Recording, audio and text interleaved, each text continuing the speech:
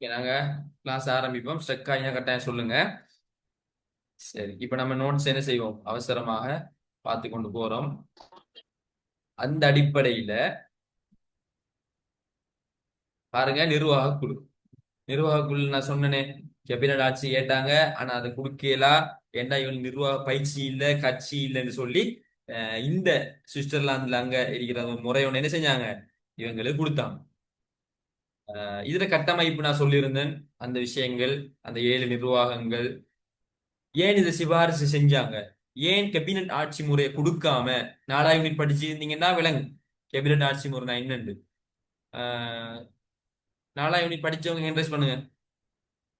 4 unit படிச்சவங்க hand rice பண்ணுங்க டக்குன்னு. அரசாங்க இதுல பாராளுமன்ற அரசாங்க முறை கொண்டு இருக்குது.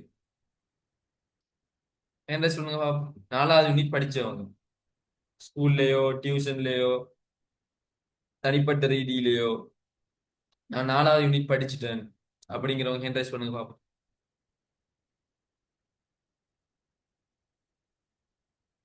படிக்கலையா? நீங்க இப்ப இல்லைன்னு சொன்ன, நீங்க 2026 பெச்சா? சொல்லுங்க பாப்போம். 2026 பெச்சா நீங்க?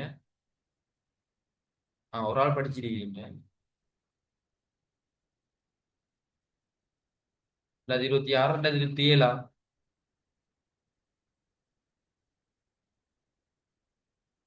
4வது யூனிட் கட்டாயம் என்ன செய்யுங்க, எல்லாரும் படிங்க.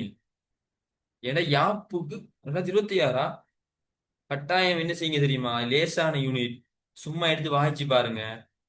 இந்த யாப்போட சம்பந்தப்படுத்தி படிச்சீங்கன்னா நல்லா கிளியரா இருக்கும். பிரித்தானியாவோட இருந்தது கெபினட் ஆட்சி முறை. கெபினட் ஆட்சி முறைன்னா அதுல விளக்கம் நீங்க 4வது யூனிட்ல படிக்கணும். அதை இளைஞர்களும் கேட்டாங்க. ஆனா அவங்களுக்கு கொடுக்கல. ஏன்னா அந்த முறைக்கு கட்சி வேணும். அங்க ஆளுங்கட்சி இருக்குது, எதிர்கட்சி இருக்கு. எதிர்கட்சிக்கு என்ன வேணும்? இப்ப இந்தியாவுல அந்த முறை தான் இருக்குது. அதான் பாருங்க, விஜய் வந்து அங்க முதலமைச்சர். அங்க ஆளுங்கட்சி எதிர்கட்சி. இப்ப எதிர்கட்சி தலைவர் யாரு? உதயநிதி ஸ்டாரன்னு சொல்லுவாங்க. அவர் பேர் சரியா தெரியும். அந்த ஒரு நடிகர் ஒரு ஆள், உதயநிதி ஸ்டாரோ ஸ்டாலின் அவரோட மகன். எங்க ஆளுங்கட்சி தலைவர் யாரு? விஜய். அப்ப இது வந்து அந்த கேபினட் ஆட்சி முறை, இதைத்தான் இளைஞர்கள் கேட்டாங்க. ஆனா கொடுக்க இயலாம இருந்துச்சு, ஏன்னா கட்சி இல்ல அப்படின்னு ஒரு விஷயங்கள் சொன்னாங்க. அடுத்தது இளைஞர்களுக்கு நிர்வாக பயிற்சி காணான்னு சொன்னாங்க. ஆஹ் அதே போல நிர்வாக குழு கொடுத்த இன்னொரு காரணம் தான், இலங்கையில் இருக்கிற உதாரணமா 61 பேர்ல சிறுபான்மையினர் கொஞ்சம் பேர் தானே, அவங்களையும் அரசு இந்த இலங்கை நாட்டு நிர்வாக செயற்பாடுல ஈடுபடுத்தணும். அப்படின்டா இந்த முறையை கொடுத்தா தான் 57 பேரை 7ஆ பிரிக்கக்குள்ள ஏதோ ஒரு டீமுக்குள்ள இவங்க வந்துருவாங்க. இந்த சிறுபான்மையினர் வந்துருவாங்க. அப்படின்னு ஒரு சிஸ்டம் உண்டு, ஒரு முறை உண்டு, காரணம் உண்டு சொன்னாங்க. அடுத்து இதை கொடுத்தாதான் இதுக்கு பிறகு கட்சி வளரும். இப்ப ஏற்கனவே வளரலன்னு சொன்னாங்க. அடுத்தது பிரித்தானிய எங்களை சின்ன சின்ன இடங்கள்ல இதைத்தான் நாங்க பின்பற்றுறோம், அங்க நல்லா நடக்குது. எனவே நீங்களும் இதை செய்யுங்க அப்படின்னு ஒரு காரணம் சொன்னாங்க. இதுகளை சும்மா பார்த்துக்கொள்ளுங்க. அடுத்தது நிர்வாக குழுவோட பணி என்ன, இதை நான் விளங்கப்படுத்தும் போது சொல்லியிருந்தேன். நிர்வாக குழுக்கு ஒப்படைக்கப்பட்ட வேலைகளை மேற்பார்வை செய்வாங்க. இப்ப நான் ஏற்கனவே சொன்னேன், 10 பேர் உங்களோட ஹவுஸ் மீட்டரை என்ன அந்த இதுகளை டெக்கரேட் பண்றது. இன்னும் 10 பேர் இந்த சாப்பிடுற சாப்பாடுகளுக்கு பொறுப்புன்னு சொன்னனே. அத மாதிரி அவங்க எல்லாரும் சேர்ந்து எடுத்த சட்டத்தை நடைமுறைப்படுத்துறது இந்த நிர்வாகிகளோட வேலை. அப்ப அந்த வேலைகளை மேற்பார்வை செய்வாங்க. வேலைகள் ஆக்களை கொடுத்துட்டு ஓகே இந்த ஸ்கூலு கட்டுங்க, ஸ்கூல் கட்டுறதெல்லாம் மேற்பார்வை செய்வாங்க. அரச சபையில் எல்லாரும் கூடி நம்ம இளவரசர் சீருடை கொடுக்கணும் அப்படின்னு ஒரு சட்டத்தை போடுவாங்க.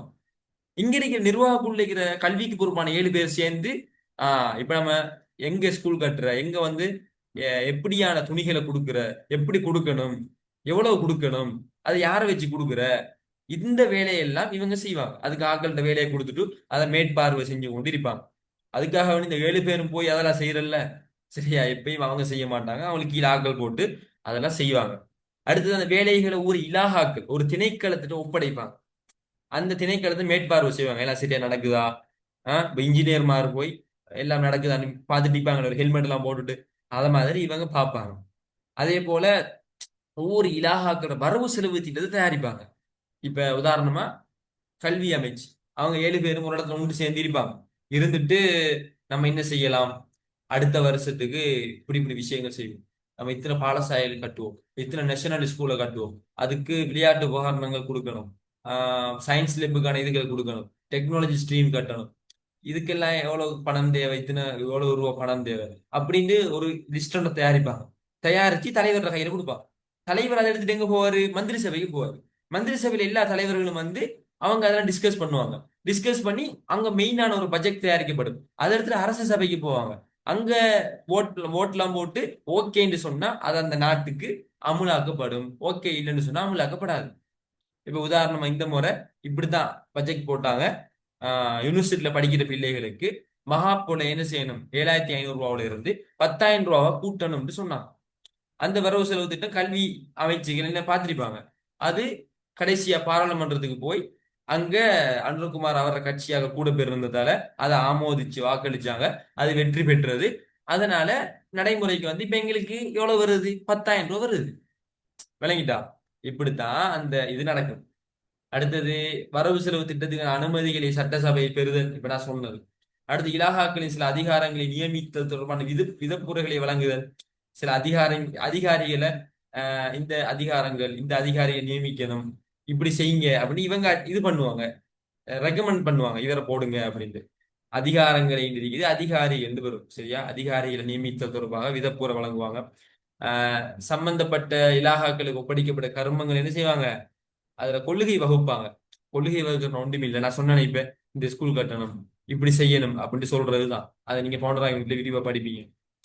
அடுத்தது இதுல நன்மை என்ன, இதுல நன்மை என்ன அப்படின்னு இருக்குது, அதை பாருங்க.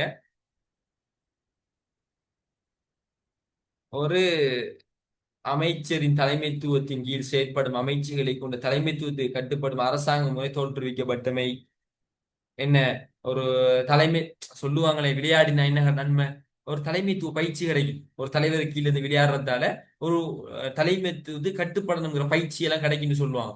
அத மாதிரி இங்கேயும் 7 பேரா பிரிச்சு அதுக்கு ஒரு தலைவர் போட்டு அவர் சொல்ற மாதிரி இவங்க செய்யறாங்க. அப்ப இதனால ஒரு தலைமைத்துவத்து கீழே கட்டுப்படுற ஒரு பயிற்சி கிடைக்கும் அப்படின்னு சொன்னாங்க. அடுத்தது நிறைவேற்று குழுவில் ஒவ்வொரு அங்கத்தவரையும் செயற்றுடனுடன் நிர்வாக நடவடிக்கையில் பங்கெடுக்க வைக்கலாம். நான் சொன்னேன் 50 பேரையும் 5 டீமா பிரிச்சா எல்லாரும் வேலை செய்வாங்க. அதனாலதான் எங்கட யூனிவர்சிட்டில எல்லாம் இருக்கிற மாணவர்களை ஒரு 7-8 டீமா பிரிப்பாங்க. பிரிச்சு பிரசன்டேஷன் வேலை கொடுப்பாங்க. அவங்க எல்லாரும் சேர்ந்து ஸ்லைட் தயாரிக்கிறது, ஒருவர் நோட்ஸ் எழுதுறது, ஒருவர் எடிட் பண்றது, அப்படி எல்லாரையும் கொஞ்சம் ஒரு நல்ல வேலை செய்ய வைக்கிறதுக்காக இந்த சிஸ்டம் பண்ணுவாங்க. அது மாதிரி நிர்வாக குழுல 7 பேரா பிரிச்சதால அவங்க ஒவ்வொருவரும் நல்ல ஆக்டிவாக இயங்கினாங்க. இதுவும் ஒரு நன்மை அப்படின்னு சொல்றாங்க. அடுத்தது பாத்தீங்கன்னு சொன்னா என்ன, சகல நிர்வாக பிரச்சினை தொடர்பாக பெரும்பான்மையானவரின் அவதானிப்புகள் மற்றும் கருத்துக்களை முன்வைப்பதற்கான சந்தர்ப்பங்கள் விருத்தி அடைந்தமை. சரியா? அதாவது நிர்வாக பிரச்சனைகள் நடக்கும்போது பெரும்பான்மையானவங்க எப்படியான அவதானிப்பு, அவங்களோட கருத்து என்ன அப்படின்னு சொல்லலாம். அந்த ஒரு வாய்ப்பு ஏற்படுத்தப்பட்டுச்சு. அடுத்தது ஒவ்வொரு நிறைவேற்று குழுவினரது உறுப்பினர்களுக்கிடையே பரஸ்பர நம்பிக்கை உறுதித்தன்மை விருத்தி அடைந்தது. சரியா? சமூக முன்னேற்றம் தொடர்பான சட்டங்களை ஆக்குவதற்கு வாய்ப்பு வந்தது. அரசு திணைக்களங்களின் அன்றாட செயற்பாடுகள் தொடர்பான விடயங்கள் குறித்த அறிவினை இளைஞர் பெற்றுக்கொள்ள பயிற்சி. அதாவது என்னண்டா பிள்ளைகள், சிம்பிளான விஷயம். சரியா? சிம்பிளான விஷயம் இது என்னன்னு சொன்னா, இப்படி இருக்கிற எல்லாரையும் ஒரு 7 டீமா பிரிச்சு கொடுத்ததால என்ன நடந்துச்சு, அவங்க ஒரு தலைவருக்கு கீழே ஒன்று பெறத்தால ஏற்கனவே சொன்ன மாதிரி தலைமைத்துவத்தை கட்டுப்படுற ஒரு பயிற்சி அவங்களுக்கு கிடைக்கும். அதே போல இவங்க ஒவ்வொருவரும் சேர்ந்து நாட்டு நலனுக்காக வேண்டி ஒன்று கூடுறாங்க, இதை பத்தி பேசுறாங்க. இதனால அவங்களுக்கு இடையில ஒரு இணைப்பு ஒற்றுமை ஒன்று ஏற்படும். அடுத்தது இப்படி எல்லாரும் இருக்கிறதால எல்லார கருத்தையும் சொல்லுவாங்க, இப்படி செய்யலாமே அப்படி செய்யலாமே. வெறுமனே 10 பேர் சேர்ந்து மட்டும் முடிவெடுக்கலே, 61 பேர்ல 57 பேர் சேர்ந்து முடிவெடுக்கிறான். பெரும்பான்மையர்கள் என்ன அவதானிப்பு, எப்படி செய்யலாம் அப்படிங்கிற ஐடியா வெளியில வரும். இப்ப உதாரணமா ஒரு ஸ்போர்ட்ஸ் மீட் நடத்த போறோம். 5 பேர் மட்டும் முடிவெடுத்தா கொஞ்சம் ஐடியா வரும். 50 பேர் சேர்ந்து திட்டம் போட்டா ஒவ்வொரு மூலையில இருந்தும் பெரிய பெரிய ஐடியாக்கள் வரும். அப்ப நல்லா செய்யலாம். அப்ப அதான் அதுல பார்த்தோமே, பெரும்பான்மையர்கள் சேர்ந்து அவங்களோட அவதானிப்பு எல்லாம் வரும். அப்ப அப்படியெல்லாம் உங்களோட வந்துச்சு. இதெல்லாம் நீங்க வரிக்கு வரி பாடம் வாங்கி தான் பிரச்சனை. சிம்பிளா விளங்கி கொள்ளுங்க, இதான் விஷயம். உங்களுக்கு விளங்குற லாங்குவேஜ்ல உங்களுக்கு கொப்பியில் எழுதி கொள்ளுங்க, அதே பாடமாகும். எக்ஸாம்ல அப்படி எழுதுங்க. சரியா? ஆஹ் அடுத்தது என்ன செய்வாங்க? இவங்க எல்லாரும் ஒன்று சேர்ந்து ஒரு நாட்டு நலனுக்காக இவங்க திட்டம் போடுவாங்க. பிரித்தானியர்கள் அந்த வேலையை செய்வானா? அவன் அவனோட நாட்டு சொல்லணும் தான் பார்ப்பான். இவங்க நம்ம நாட்டுக்காக வேண்டி யோசிப்பாங்க. அந்த அடிப்படையில தான் CWW கண்ணங்கரா இலவச கல்வி இதுலதான் கொண்டு வந்தாரு. அவர் கல்வி அமைச்சரா இருந்தாரு. அவருக்கு ஒரு 7 8 பேர் இருந்தாங்க. இவங்க எல்லாரும் சேர்ந்து பேசி முடிவெடுத்து இலவச கல்வி திட்டத்தை இவர் தான் கொண்டு வந்தாரு. அடுத்து விவசாய அமைச்சராக விவசாயத்துக்கு பொறுப்பா நம்மட யார் இருந்தாரு? இவரு DS சேனாநாயக்க இருந்தாரு. அவங்க சில திட்டங்களை கொண்டு வந்தாங்க. அப்ப இப்படியான நன்மைகள் இதுல இருக்குது. தீமைகளும் நிறைய இருக்குது. நான் ஏற்கனவே சொன்ன மாதிரி சிறுபான்மையர்கள் அவங்களோட கருத்து புறக்கணிக்கப்பட்டது. அவங்களுக்குள்ள கூட்டு பொறுப்பு இருக்குல்ல. ஒருவர் ஒரு நிர்வாகம் ஒரு முடிவெடுப்பாங்க, அடுத்ததுக்கு அவங்க வேற முடிவெடுப்பாங்க. அங்க சண்டை. இவர் ஒன்று எடுக்கிற, அவர் ஒன்று எடுக்கிற, அதுல சண்டை. ஒவ்வொருவரும் தனக்கு காசு அதிகமா வேணும்னு சொல்லி வரவு செலவு திட்டத்துல இருந்து சண்டை பிடிச்சாங்க. சரியா? அது ஒரு பிரச்சனை. அடுத்தது அவங்களுக்கு ஒரு ஒற்றுமை இருக்கு இல்ல. காலதாமதம். இன்னொரு விஷயம் தானே, எல்லாரும் வந்து பேசணும், இது என்ன காலதாமதம். அடுத்து செலவு கூட. ஒவ்வொரு இதுக்கு மீட்டிங் கூடணும், செலவு கூட, இடம் பற்றாக்குறை, இப்படி நிறைய குறைகள் இந்த நிர்வாக குழு முறையில இருந்துச்சு. அதை நீங்க டியூட்டை வாய்ச்சி பார்த்தீங்கன்னா விளங்கும். நான் ஷோர்ட் நோட்ஸ் அனுப்புவேன். ஷோர்ட் நோட்ஸ் நீங்க எழுதும் போது அது உங்களுக்கு திரும்ப ரீகோலாக மாறும். மந்திரி சபை நான் உங்களுக்கு சொன்னேன். 10 பேர். 7 பேர் யாரு? நம்மட 7 குழுக்களோட தலைவர்கள். 3 பேர் காரியதரிசி, 10 பேர். இதை நான் பார்த்தேன். அமைச்சரவையில் உபதலைவர் அரசு சபையின் தலைவராக சபாநாயகர் காணப்படுவார். அமைச்சரவை கூட்டங்கள் பிரதம காரியதரிசி தலைமையில் இடம்பெறும். அப்ப இந்த மந்திரி சபையில தலைவர் யாரு? பிரதம காரியதரிசி. அந்த 3 பேர்ல ஒரு ஆள். இவர் தான் பிரதம காரியதரிசி. இந்த மந்திரி சபை கூட்டம் நடக்கணும்னு சொன்னா குறைஞ்சது 6 பேராவது வந்திருக்கணும். குறைஞ்சது 6 பேராவது வந்திருக்கணும், அப்பதான் நடக்கும். அரசாங்க காரியதரிசிகள் 3 பேர் இருப்பாங்க. மத்த 7 பேர்ல ஒரு 3 பேராவது வந்திருக்கணும். மொத்தம் 6 பேர் இருந்தா தான் அந்த கூட்டம் நடக்கும். அதான் சொல்லுவாங்க கூட்டம் நடப்பேன். குறைஞ்சது எத்தனை பேர் வந்தால் மீட்டிங் நடக்கும்னு சொன்னா 6 பேர். சரியா? விமர்சனங்க சொல்றாங்க, இது ரெண்டா பிரிஞ்சு செயற்பட்டாங்க. நான் சொன்னேன் காவல் நாய்கள், அந்த விஷயத்துல இவங்க சொல்றாங்க. சரியா? ஓகே. மந்திரி சபையில வேலை என்ன? வேலை என்னன்னு சொன்னா வரவு செலவு திட்டத்தை மெயினா இவங்க தயாரிப்பாங்க.